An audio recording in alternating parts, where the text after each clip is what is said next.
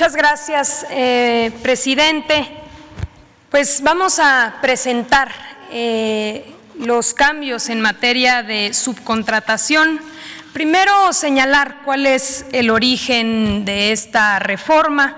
Como algunos de ustedes conocen ya, en noviembre del año pasado, el presidente López Obrador presentó una iniciativa a partir de la cual se abrió una serie de mesas de diálogo entre el sector privado, representantes de empresarios, entre el sector público y entre el propio gobierno. Mesas de diálogo que consistieron en decenas de reuniones donde se plantearon cuáles eran los retos para poder eliminar toda la simulación alrededor de la figura de subcontratación. Como bien señala el presidente, finalmente, después de varios meses de trabajo, el 5 de abril se logró un acuerdo histórico en Palacio Nacional para poder llevar a cabo la reforma en materia de subcontratación. Vale la pena señalar cuáles son las dependencias, los sindicatos y las organizaciones empresariales que formaron parte de este esfuerzo. Por parte del sector obrero estuvo presente Carlos Aceves de la CTM, Abel Domínguez de la CTC, Jesús González Cárdenas de la Federación Nacional de Sindicatos Independientes, Genaro Leal de la Federación de Trabajadores de Sindicatos Autónomos, Napoleón Gómez Urrutia del Sindicato Nacional de Trabajadores Mineros, Pedro Aces de la CATEM, estuvo también Rodolfo González de la CROM, Isaías González de la CROC y Francisco Hernández Juárez de la UNT. Por parte del sector privado, del sector empresarial, Carlos Salazar, aquí presente, presidente del Consejo Coordinador Empresarial, José Medina Mora de la Coparmex, José Manuel López Campos de Concanaco, Francisco Cervantes de Concamín y otros actores importantes que estuvieron formando parte de estas mesas de diálogo. Por parte del gobierno, las dependencias que hemos venido colaborando, la Secretaría de Hacienda, don Arturo Herrera, de Economía, Tatiana Cloutier, del IMSS, Zoé Robledo, también ellos acá presentes, Raquel Buenrostro del SAT, Carlos Romero, procurador fiscal, Carlos Martínez del Infonavit. Todas estas instituciones, porque la subcontratación tiene varias aristas que precisamente fueron digamos que se necesitaba un trabajo conjunto. Finalmente, a partir de este acuerdo, la Cámara de Diputados y la Cámara de Senadores discutieron esta iniciativa y finalmente aprobaron el pasado martes la reforma. Adelante, esta reforma tiene un diagnóstico que fue generando información de cuáles eran las necesidades que debían modificarse en las diferentes leyes. Este diagnóstico se generó a partir de varios operativos conjuntos por las dependencias que acabo de nombrar, donde nos dimos a la tarea de detectar la subcontratación abusiva y encontramos este modus operandi en el cual se violentaban los derechos de trabajadores, estabilidad en el empleo, antigüedad, subregistro en el seguro social, reparto de utilidades que se evadía, daño a la hacienda pública, porque también era una figura de evasión de pago de impuestos, afectación a los institutos de seguridad social, precisamente porque se registra a los trabajadores con salarios por debajo de lo que realmente ganan. Y también, hay que decirlo, una competencia desleal para las empresas que sí cumplen, que respetan los derechos de sus trabajadores y que pagan los impuestos. ¿En qué consiste la reforma? 8 4 puntos. Primero, se prohíbe la subcontratación de personal, es decir, la transferencia de trabajadores propios hacia otra empresa. Las famosas nomineras o empresas que se creaban con el único objetivo de aparecer como patrones sin tener ninguna actividad productiva. Al prohibir esta subcontratación de personal, las empresas deberán transferir y reconocer como trabajadores propios a todos aquellos y aquellas que realizan las actividades principales de sus empresas, es decir, relacionadas con su objeto social y actividad económica preponderante. El segundo punto es que se permite la subcontratación de servicios y obras especializadas que no formen parte del objeto social ni de la actividad económica preponderante.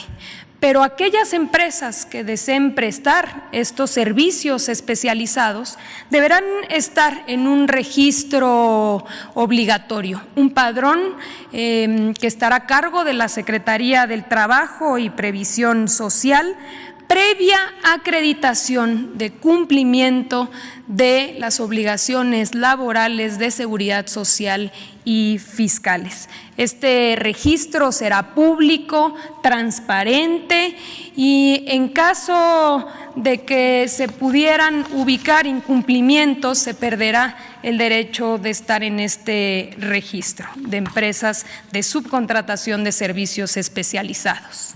Otro punto importante es que las empresas que reciben los servicios especializados deberán responder frente a los trabajadores en caso de cualquier incumplimiento. Otro punto importante es que recordemos que en esta materia existían muchos huecos en la ley que permitían deducciones fiscales abusivas y mucha simulación. Para evitar esta simulación y defraudación fiscal, se homologan los criterios del Código Fiscal, de la ley del ISR, de la ley del IVA, con la Ley Federal del Trabajo, permitiendo así homologar criterios y que no existan estos huecos legales.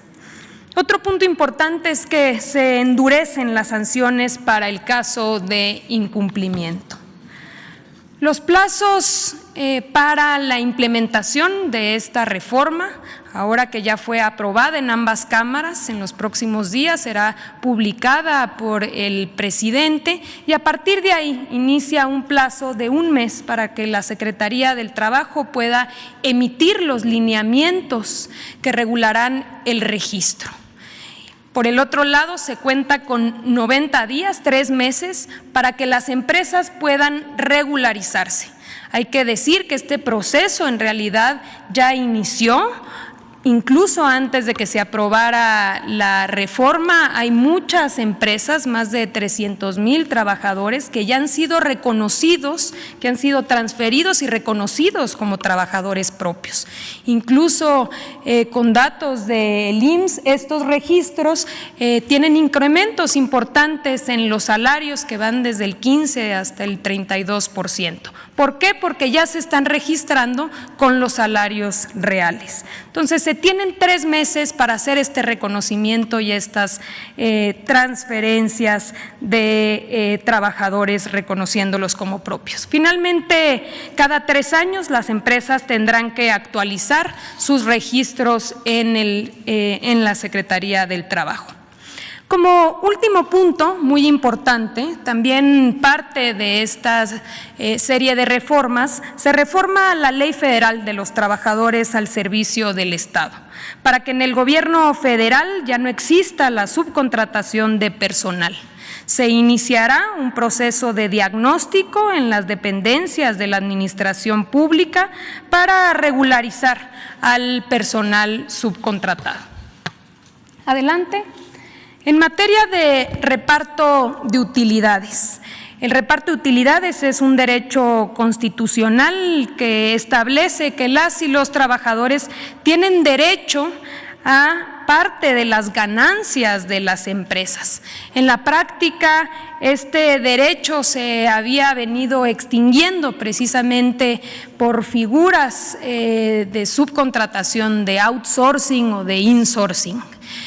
¿Por qué? Porque se creaban, estaban las empresas que generaban las utilidades y había empresas hermanas que tenían a los trabajadores y que no generaban utilidades y simplemente transferían a los trabajadores. Por tanto, no se repartía estas ganancias. Ahora, una vez publicada la ley, y al tener la obligación las empresas de reconocer a los trabajadores, también tendrán la obligación de repartir el 10% de las utilidades. Para poder generar un modelo que no genere distorsiones y tampoco discrecionalidad, se establecieron dos modalidades para realizar el reparto de utilidades. Una que es hasta 90 días, o el promedio de los últimos 3 años, lo que resulte más favorable al trabajador. Bajo este esquema, en ningún sector y ningún trabajador se vería afectado. Aquellos sectores, por poner algunos ejemplos, el acerero o el minero, que históricamente habían recibido por encima, y minas que reciben 150 hasta 200 días, seguirán recibiendo lo mismo porque no les aplicará el límite de 90 días. Y aquellos trabajadores que no recibían nada o que recibían muy poco, aquí podemos ver el diagnóstico. Hoy en promedio se pagan 22 días, es decir, 7,300 pesos. Con la propuesta se incrementará a 57 días, es decir, 18,557 pesos, 2.6 veces más. Para hablar en específico del sector minero, que precisamente fue una de las preocupaciones que se expresaron en esta conferencia el día de ayer, en la industria minera, en promedio, claro que hay minas que por tener mayores utilidades reparten más o menos, pero en promedio se pagan 93 días. Con la propuesta se seguirá pagando los 93 días. Pero hay otros sectores, como la industria alimentaria, por poner algunos ejemplos, que hoy en promedio pagan 52 días y que con la propuesta pagarán 86. O la fabricación de maquinaria y equipo, que hoy pagan 60 días en promedio y con la propuesta pagarán en promedio 80 días. Es decir, en todos los sectores se ve un incremento, y en aquellos que habían históricamente repartido o recibido mayor utilidad se respetarán esos montos. Finalmente, para concluir, señalar que por utilidades las empresas habían repartido 56,000 millones de pesos. Con esta propuesta, y una vez que sea publicada la reforma, se repartirán 157,000 millones de pesos. Es decir, un incremento de 100,000 millones de pesos que hoy recibirán los trabajadores producto de las utilidades y ganancias de las empresas. Es cuanto, presidente.